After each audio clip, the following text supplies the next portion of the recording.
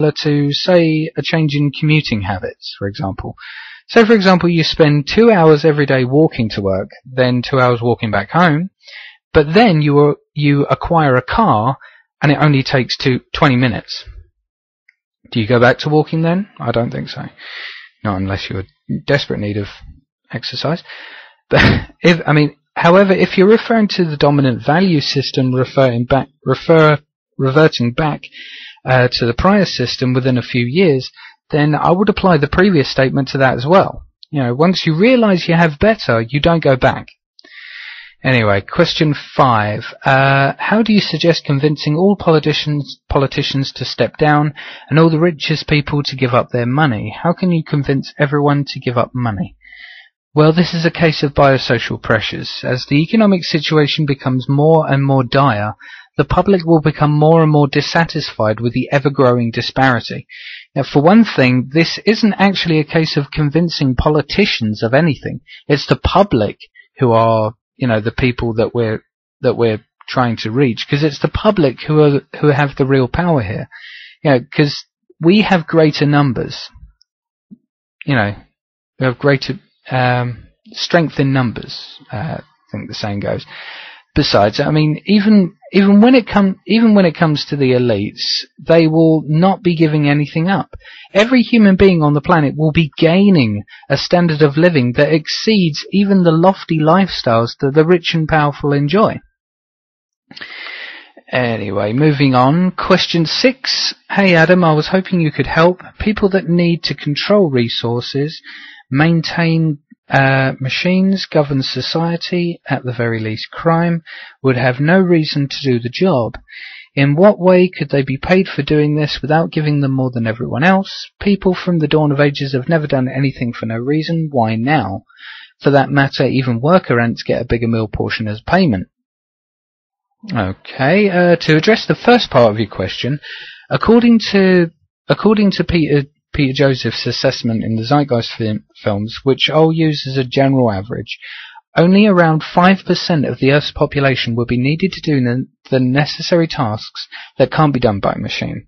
And taking into consideration the sheer amount of people we have on this planet, and the sheer power of ambition that comes forth from human endeavour, like true human endeavour, you can bet your life on the fact that out of all those billions of people, you can find in the very least 5% that are truly dedicated to something. That, people that love doing something and would do it voluntarily if they didn't have to worry about, the stresses of living.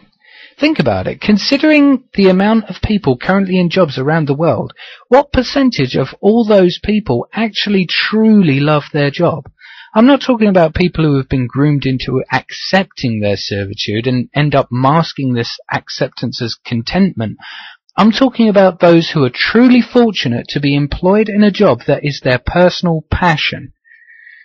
Those whose very personalities are reflected by their job and vice versa. The kind of thing I mean, the kind of situation where, for example, someone loves numbers, always has, and, they're really good at numbers because as they've developed from childhood, they've shown an elevated aptitude towards mathematics, and as they grow older, they embrace that skill and eventually put it to good use for a career that suits it. That sort of thing. These are the kinds of people, these are the kinds of motivations people would have for the work that's done for the unautomated roles in an RBE. The people who do it purely for the pleasure of doing it, where the act of doing it is its own reward. In fact, it's the very basis of the dominant incentive system in an RBE. Now, consider the fact that most of us have hobbies. And for the most part, these activities remain as hobbies because on the most part, there's no way to utilize these skills as a mean for generating income, or, even if it would not generate a large enough income to live on, for numerous possible reasons. If it generated enough income, then it wouldn't be your hobby. It would be your job. Now, add that to the percentage of those who truly love their job. Now, what percentage of the population do you have now to put to that mere 5% needed in an RBE to keep things going. And considering that this 5% isn't a fixed group of individuals, it's a completely voluntary rotating quantity of people who can and want to contribute. And in the educational system that exists in the future, everyone is culminated to be the best they can be. And that the more you contribute, the more you benefit. In essence, I'll tell you what, I'll ask all of you right now if you have a hobby, right? If the answer to that is yes, then welcome to the incentive system for an RBE. It really is that simple. Okay, now for the other aspect of your question, no one would receive more than anyone else in the ways that we perceive quantity or quality that we do today. I mean, for one thing, the consideration of giving everyone exactly the same has been an ideal that was born out of the monetary system in the first place. In an RBE, people would come to realize that we only need what we need to live comfortably and altruistically towards the environment and each other and ourselves, and there will be a general consensus that we only take in respect of our needs, and that wants are nothing more than a result of conditioning. Not only that, but we also take into consideration the whole recycle, reuse, cycle.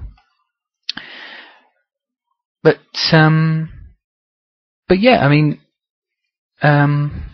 therefore, there won't be any more looking over at what someone else has, and bitching that they have more than you, because for one thing, there's just a ridiculous status stratification anyway. I mean, again, it's a byproduct of the monetary system.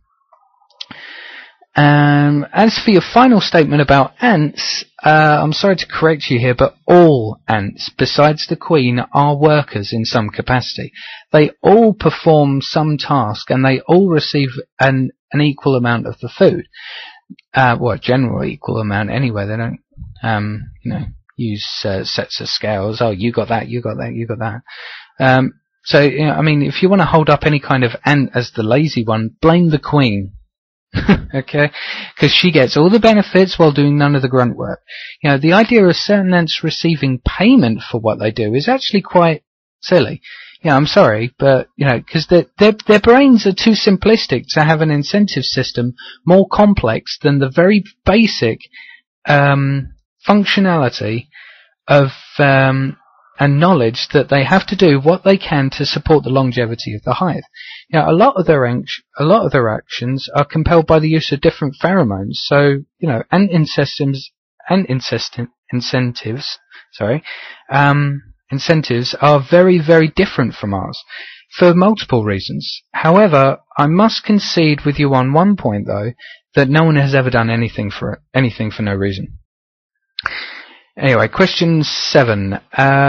You mentioned in your first podcast about women stopping having kids because they can't put up with them.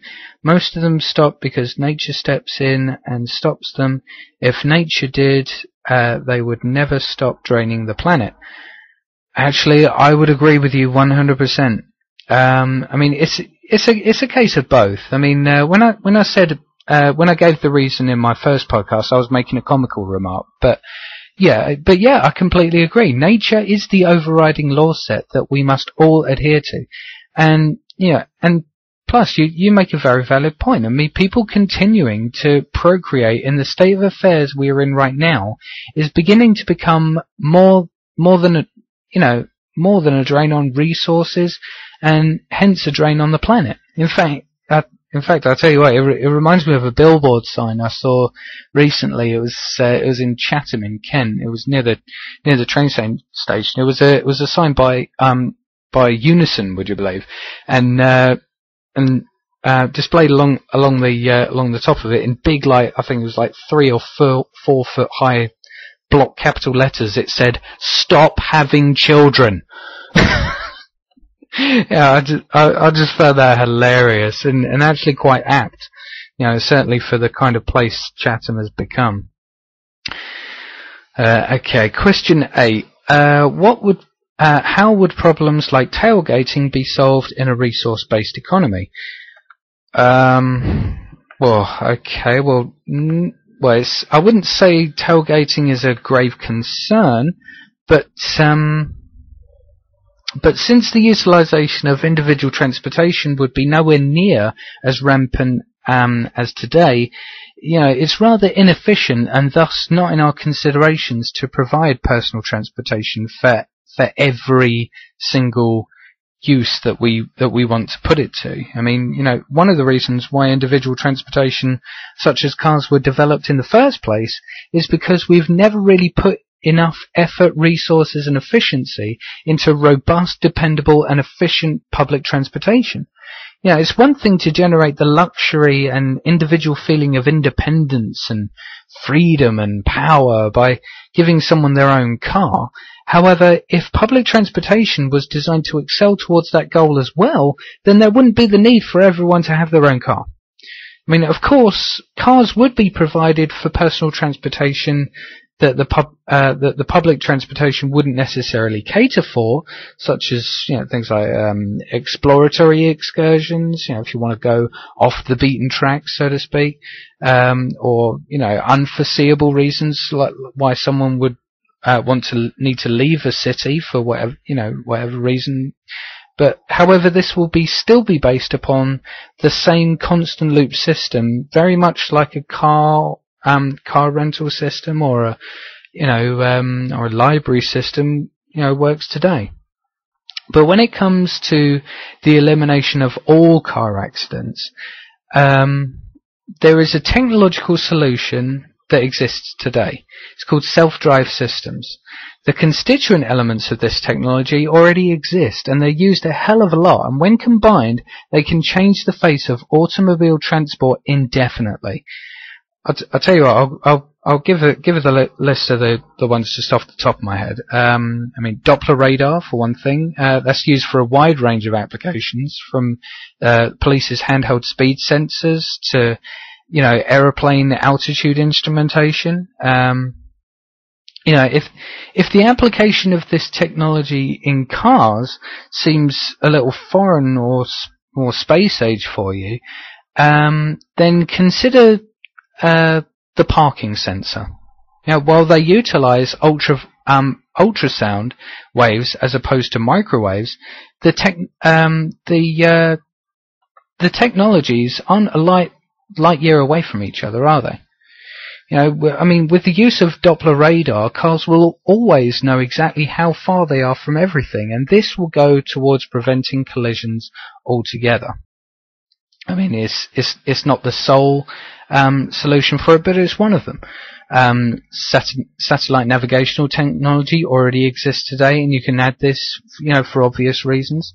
Actuators can also be used for the operation of the car's mechanisms, eliminating the need for a driver. I mean, for one thing, think about all the parts of an average car, all those thousands of parts, and the percentage of those parts that are there so that the car can be operated by a human being. I dare say the engine of the car, for the most part, is the only apparatus in a car which isn't designed as mechanically dependent upon a human operator. I mean, but everything else in a car is actually designed so that a human being can operate it.